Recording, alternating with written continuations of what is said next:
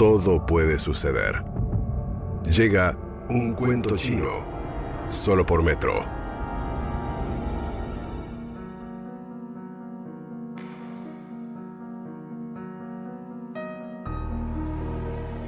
La película REC española me mató, hasta el día de hoy me aterra y la vi cuando salió, no me olvidé más. Terror, claustrofobia, un cuento chino, dice Domi.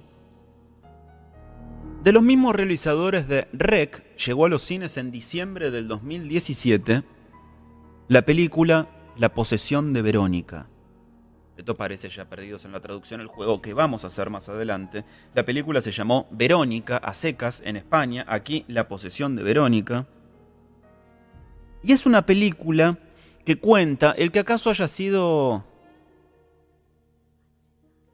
el expediente paranormal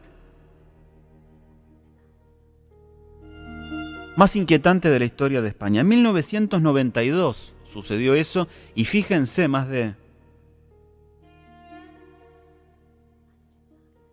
25, 26, 27 años después seguimos hablando de eso. Seguimos hablando de eso nosotros y Concepción, la madre de Estefanía, la madre de la víctima. Víctima que en la vida real se llamó Estefanía, pero en el cine se llamó Verónica. Y su madre, con ese poder de síntesis mezclado con emoción y un dolor profundísimo, cuenta a su manera la historia de su hija Estefanía, o para el cine, Verónica. Mi hija hizo la tabla Ouija en el colegio. Llegó una maestra, la señorita Loli, y entonces cogió, al abrir la puerta, los vio a todos los chavales que estaban haciendo la tabla, y tenían un vaso de humo, ya lleno de humo, cuando entró ella. Y cogió la tabla y la rompió la señorita. Y entonces el vaso explotó. Y el humo se la metió a mi hija dentro. Y desde entonces hacía unas cosas muy raras, muy extrañas. Se quedaba como de 10 a 15 minutos aproximadamente, como en otra dimensión. O sea, no se daba cuenta de nada, nada más que se reía. Y bueno, pues yo la preguntaba, la daba en la cara para que volviera en sí. Nada, ya la tenía que dejar por imposible porque nada de nada. Y bueno, pues la llevé a neurología y me dijeron que, bueno, pues no, que la niña estaba normal, que no le pasaba nada de nada. Pero bueno, pues ella continuaba con sus cosas, o sea, sus cosas que luego no se daba cuenta, ella la pasaba eso y no se daba cuenta de nada, nada más que dice, en una ocasión me dijo que había visto porque yo la pregunté que si ella hablaba con alguien cuando pasaba eso, o se veía algo, y me dijo que sí, que había visto un pasillo muy largo, con mucho humo, y que había personas, pero no se las veía la cara, hechas en un corro, y la llamaban, y a los 5 o 6 meses fue cuando murió ella. Esto pasó en la vida real, ustedes lo entendieron, ¿no? Lo que hablaba Concepción Lázaro, contando la terrible historia de su hija Estefanía, que jugó a la tabla Ouija en el colegio, después de haber visto de cerca una especie de vapor, de humo negro que se le metió en el cuerpo. Empezó a padecer sucesos rarísimos, casi como si estuviera poseída. Por eso también se conoció el caso como el poltergeist de Vallecas. Vallecas es el barrio de Madrid donde sucede todo esto. Y finalmente, unos meses después, la hija muere. Ha sido una historia tan impresionante que en España ocupó horas y horas de programas de tertulias y también llegó al cine. Y Juan Marsella es uno de los investigadores paranormales principales del caso, que recopiló todos los datos y la información en Madrid y que ahora encontró nuevas evidencias. Está del otro lado de la línea Juan, aquí en Metro desde Buenos Aires. Nico te saluda, ¿cómo estás? Pues todo un placer, Nico. Estoy muy bien y muy contento de hablar con vosotros, con la ciudad de Buenos Aires, pues contando este caso espeluznante y estremecedor. Muchas gracias, Juan. Vos sabés que nuestra audiencia queda conmovida cada vez que volvemos a hablar de este caso Y la verdad es que evidentemente tiene unas implicancias impresionantes porque ha sucedido a principios de la década del 90 y casi 3 décadas después seguimos hablando de él, ¿verdad? En toda tu amplísima trayectoria, ¿vos dirías que es el caso más impactante en el que has trabajado? Pues la verdad es que yo diría que sí, por una razón. Fue un caso en el que, según mi manera de pensar o de verlo, se dieron un montón de factores totalmente distintos durante etapas. Uno, podemos estar hablando del momento en el que se realiza. Lo primero que tengo que dejar claro, y perdón, Nico, es que Estefanía era una niña normal, que se olvide todo el mundo de esa imagen de niña gótica, con extraños gustos por el ocultismo y demás. Eso es falso. Era una niña normal y corriente, le encantaba la música española, vestía normal, cantaba flamenco y hasta estaba haciéndose sus propios diseños de ropa y era lo que normalmente se vestía, camisas blanquitas normales, o sea, una persona normal y corriente. A lo que vamos es al fenómeno que empezó a ocurrir a raíz de esa sesión de Ouija en ese colegio Aragón, en la zona del barrio de Vallecas.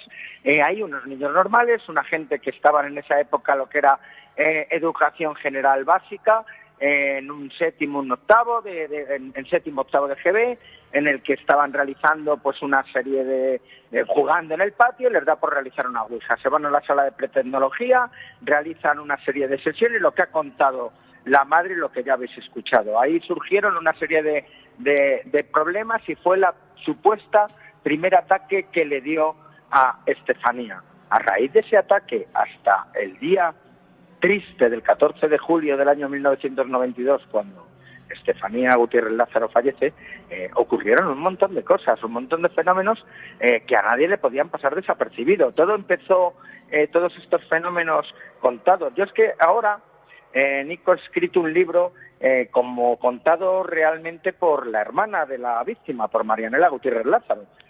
Lo ha escrito conmigo, yo he aportado una serie de datos como experto referente pues a la Ouija, espiritismo y demás, pero toda la historia es de ella. Y hay datos, por ejemplo, el siguiente, lo que te estaba contando, el siguiente ataque que le da después de esa Ouija, en la que estamos hablando escenas pues que se llegaron a ver en la película de Paco Plaza, ¿no? Claro. Estamos hablando de una niña levitando, una niña que cae al suelo, una niña que comienza como a intentar agredir a sus hermanos, en otros momentos se queda como estática, en otros momentos risas, no se acuerda de nada, o sea, y luego los fenómenos que estaban empezando a ocurrir alrededor de ella, que también hay que contar que ya no es el que pueda tener una enfermedad o no, es que se están produciendo fenomenología alrededor de ella, es decir, se veían sombras encapuchadas que la rodeaban la cama y que en este caso no solamente las veía ella, también las veía Marianela y otras personas de la familia. Marianela dormía con ella, Marianela la vio fallecer. O sea, es un tema muy duro. Más luego el famoso poltergeist que se comenzó a dar después del fallecimiento de Estefanía y en el que la Policía Nacional visitó la casa y ellos mismos fueron testigos de una serie de fenómenos a los cuales no les encontraron ningún tipo de explicación, que ahí podríamos estar hablando de otro tipo de fenomenología, una fenomenología más a lo mejor de un ente posesivo que pudiera estar intentando actuar hacia Estefanía, y una vez que Estefanía, por desgracia, falleció, pues una fenomenología que a lo mejor había un poco de infectación, pero también sugestionada y sobrevalorada pues por toda la fenomenología que ocurrió y por todos los investigadores que visitaron y visitamos la casa, que también fuimos muy culpables de muchos de la sugestión que se producía a toda esa familia. Imaginaros, niños claro, que tenían de 12, 14, 6 años y uno pequeñito. Estamos hablando, y todo el mundo que iba, todos los medios que iban en esas épocas, que se tenía un poquito menos reparo que ahora, pues entraban a la casa, hacían todo delante de los chicos, los investigadores igual, delante de los niños hablaban de una serie de fenómenos incomprensibles para nosotros que somos adultos, imaginaros para los pequeños, y todo esto pues formó un englomerado en el que un día estalló y toda esta familia se tuvo que meter en una casa en un salón de la casa. Estamos hablando de una casa de 100 y pico metros cuadrados, todos en el salón pequeño, con los colchones, durmiendo, incluido, el perro. O sea... Todos eran víctimas de este episodio que tuvo lugar en la escuela, en el colegio de Estefanía. Juan Marsella es, además de investigador, un escritor muy pero muy popular, no solo en España, sino también en Argentina, que tiene muchos títulos publicados y que vivió de cerca esto que después en el cine conocimos como La posesión de Verónica, pero que después tuvo muchos títulos periodísticos desde el año 1992, cuando se dio a conocer en España. Muy probablemente sea el caso paranormal más divulgado y difundido en España. Juan, a lo largo de tu experiencia vos te has topado con muchos casos insólitos, pero ninguno con consecuencias tan devastadoras como este, ¿no? Vos, imagino... sí, dime. No, te iba a contestar que desde luego con un fallecimiento no. Claro, pero digo, más allá porque aparte vos sos un escritor, un investigador, un gran recenista de la Madrid fantasmagórica, además tenés un espíritu crítico. Habiendo manejado tanta evidencia de este caso, ¿cuál es tu pálpito? ¿Cuál es tu idea? ¿Qué pensás que sucedió con Estefanía? Mira, en el tema del mundo del espiritismo, de la Ouija y demás, es algo que no me ha resultado nuevo. Es algo que ocurre con frecuencia, de que personas que realizan la Ouija, pues por un tema que tengas a lo mejor latente en el cerebro y que haya algún tipo de detonante y en ese momento lo active y demás, pues son cosas que suelen ocurrir. Hasta estos extremos no lo había visto nunca. Es que entonces no jueguen a la tabla Ouija, no lo hagan. Nunca, además nunca. Yo lo recomiendo, yo he hecho muchas, pero a mí no tienen que tomarme como ejemplo. Yo soy investigador, yo investigo, yo intento hacer una cosa controlada con compañeros, hacemos otro tipo de experimentos, hacemos una serie de temas intentando buscar una serie de respuestas, pero nosotros somos así. No quiere decir que nunca nos vaya a pasar nada, que también nos puede ocurrir, porque la mente es uno de los mayores misterios que tenemos. Pero fíjate, de una niña normal, a raíz de esta sesión empezó a ocurrir todo esto que estamos hablando. Pero es que ha afectado a todo el mundo, no solamente afectó a Estefanía, que fue por desgracia la persona más afectada ya que falleció, sino también ha afectado a sus hermanas, también ha afectado a sus hermanos, también ha afectado a todo alrededor, ha afectado hasta a su novio. Fíjate, Nico, se dijo del novio que había fallecido en un accidente de moto y que era por lo que estaban realizando la sesión de Ouija. Hubo otra persona, Juan Chaco, que salió en un famoso programa de televisión español, el más famoso de todos en el mundo del misterio, que salió salió con un testimonio del día de la Ouija. Fue una persona que estaba presente en esa famosa sesión de Ouija, con la cual coincide totalmente, plenamente con el testimonio de Marianela, que también estaba presente, aunque no estaba participando, que es con quien yo he estado hablando, que ellos en el primer momento ya estaban invocando a una supuesta entidad llamada Verónica. O sea, en eso no se confunden mucho, aunque luego la niña le hayan cambiado el nombre, pero no tendría nada que ver. Pero fíjate, en un primer momento todo esto a raíz de una supuesta energía a la cual cada ser la pone su nombre. Al final, consultando con ocultistas, referente a todo este trabajo que he hecho en este libro que va a salir en breves, casi todos han coincidido con lo mismo, y a lo mejor les va a sorprender a los oyentes y a lo mejor a vosotros mismos también. Hay una entidad, Nico, que se llama Zozo. ¿Cómo se llama? Con 2 zetas. ¿Cómo se llama? Zozo. Z-O-Z-O. Zozo. Bueno, pues esa entidad, sí, si te pones a investigarla, sale por primera vez en el diccionario infernal de Colin Clancy, en el cual una jovencita que estaba intentando contactar con el más allá, pues se le presentó este ser que no va solo, va acompañado de otros 2 seres. Uno de ellos se llama Min,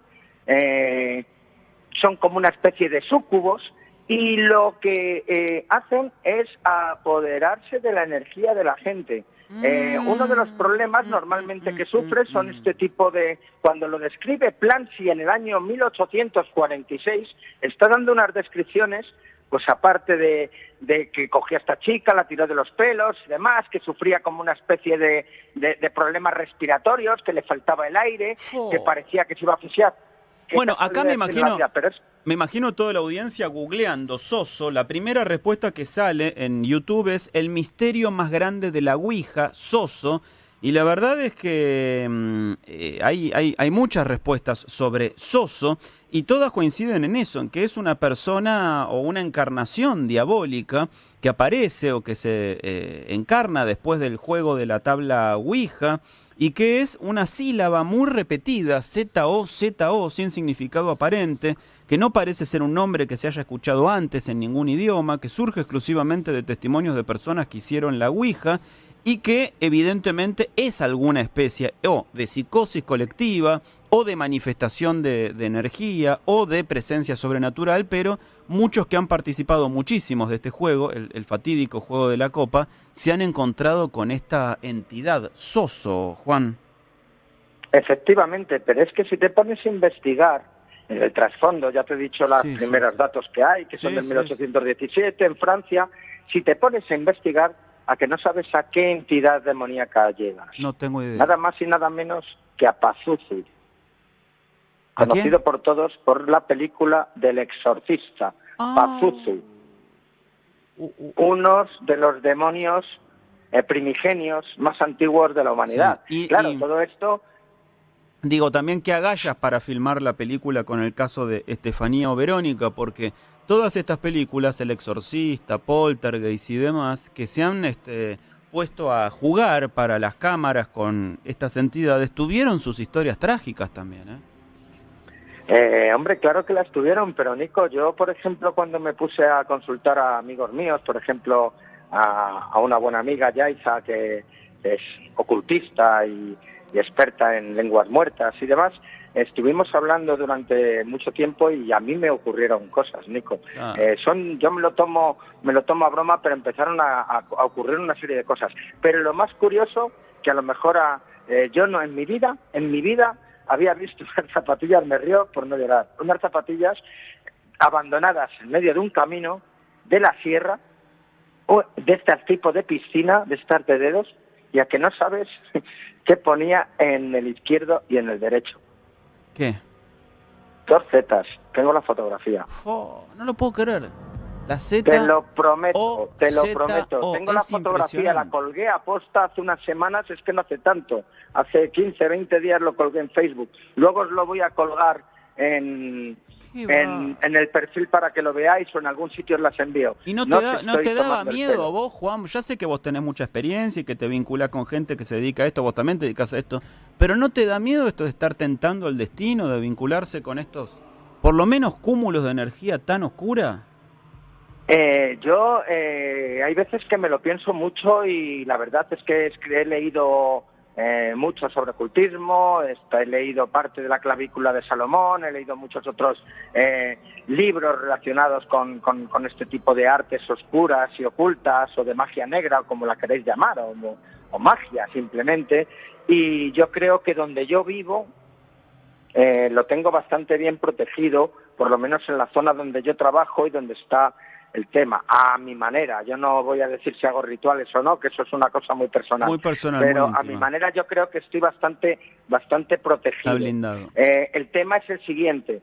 Este tipo de cosas ocurren.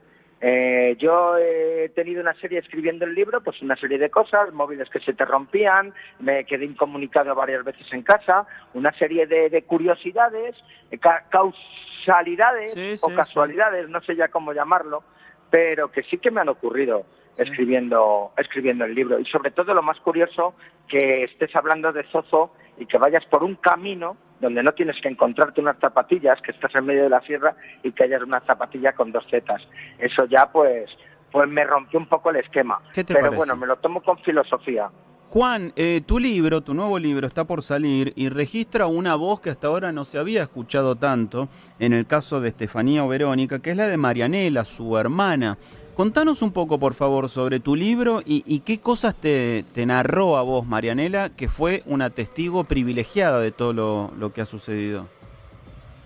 Pues mira, Entre las cosas que me narró Marianela, bueno, todo surgió de que se puso en contacto conmigo, quería que yo escribiera su historia, su verdad, porque todo el mundo había hablado, ella solamente había tenido la oportunidad de hablar en un programa y demás, y quería contar todo pues a raíz de una serie de sucesos. Ella me ha contado auténticas historias, en un momento dado podríamos decir de terror, ¿no? De lo que ha tenido que vivir, y yo me lo imagino sobre todo en una niña que por entonces tenía 12 añitos, o sea, debía ser terrorífico.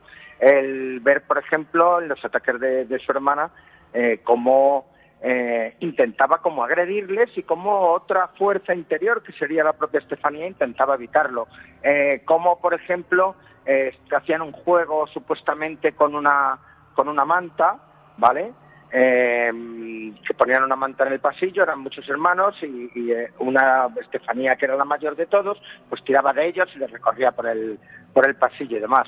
Como en uno de los momentos que no estaba, parece ser que hubo algún tipo de energía, la que ellos aseguran que podía ser una niña, ajá, que se puso a tirar de la manta y a moverlos todos. En otra ocasión, en el baño, que esto lo ha contado también la madre y el padre en más de una ocasión, estaban en el baño, en ese momento se metió Estefanía y de repente pues se escuchó como que la puerta se cerraba de golpe, empezó a ver como una aparición encima de, no sé exactamente ahora mismo qué electrodoméstico era, pero de pues un lavabo, no sé ahora mismo si era del baño, pero era en el propio baño que tenía una lavadora, algo así. Bueno, pues que no podían abrir la puerta, llegó el padre intentando abrir la puerta, como dice el hombre, que él no se considera ni más fuerte ni más flojo que nadie, pero un hombre que llevaba trabajando toda la vida, con 40 y tantos años, en los años 90, pues fue a tirar la puerta. Entonces él en un primer momento que intentó no pudo con la puerta, y cuando ya fue a coger fuerza, pues como dijo él, para tirar la puerta y romperla, en ese momento la puerta se abrió totalmente sola. Y mientras tanto estaba, y eso lo vieron todos, no se podía, o sea, estaba media familia allí.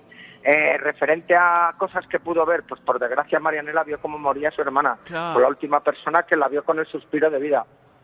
Porque dormían juntas en la misma habitación. ¿Cuántos años tenía entonces Marianela cuando sucedió todo esto aproximadamente, Juan?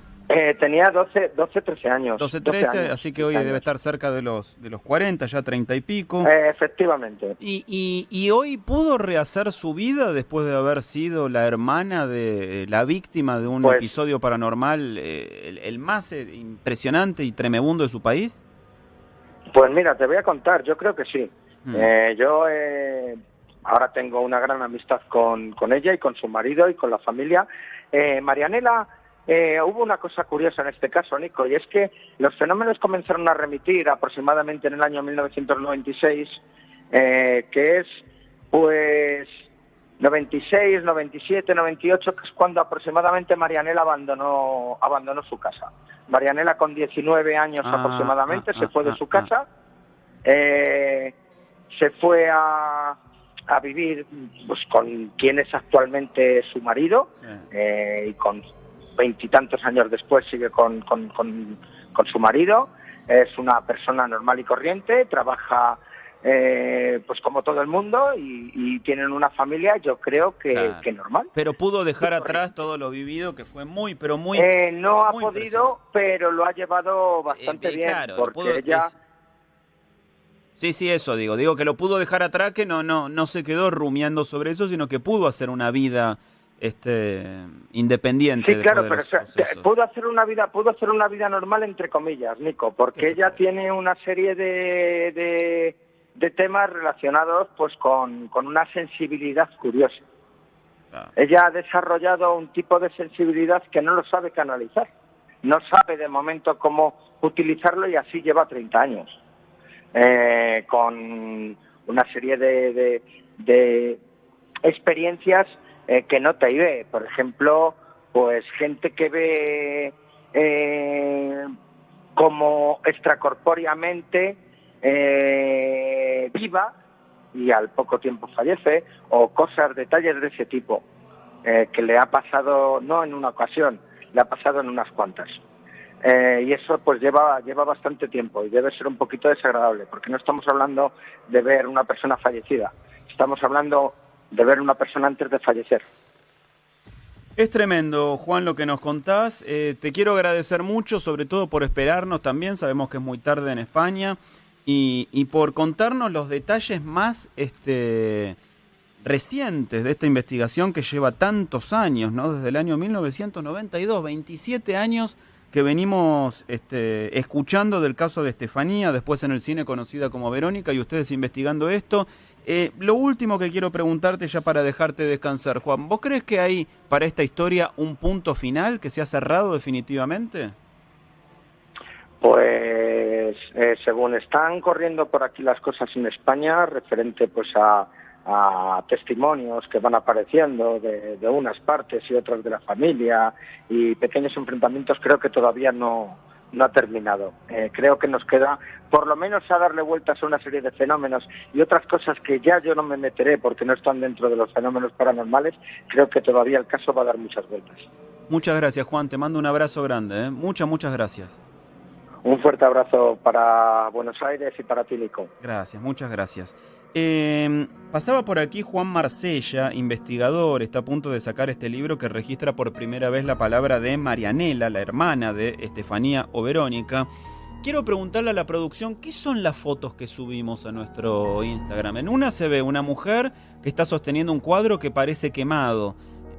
Es la madre, a quien escuchamos al principio, Concepción Lázaro, que muestra una foto de, calculo yo, será Estefanía o Verónica, que se habrá prendido fuego de manera espontánea después del caso. Y ahí vemos también en la foto, la tercera foto, lleguen hasta el final, cómo ha quedado la casa de esta familia después de algunos de los sucesos más impresionantes que tuvieron lugar ahí, y tiene hasta el cartelito, el cartoncito con los números, con la evidencia que deja la policía científica cuando hace una investigación en una casa, donde van registrando las distintas pruebas que certifican que ahí hubo fuego, pero no solo quedaron las cenizas, quedó una llamarada encendida, como dijo recién Juan Marsella, esto no termina acá, hay un fueguito prendido todavía alrededor del caso de Verónica o Estefanía. Muchos oyentes también nos apuntan que Led Zeppelin alguna vez hizo un tributo a Soso debido a su vínculo con el célebre ocultista Aleister Crowley,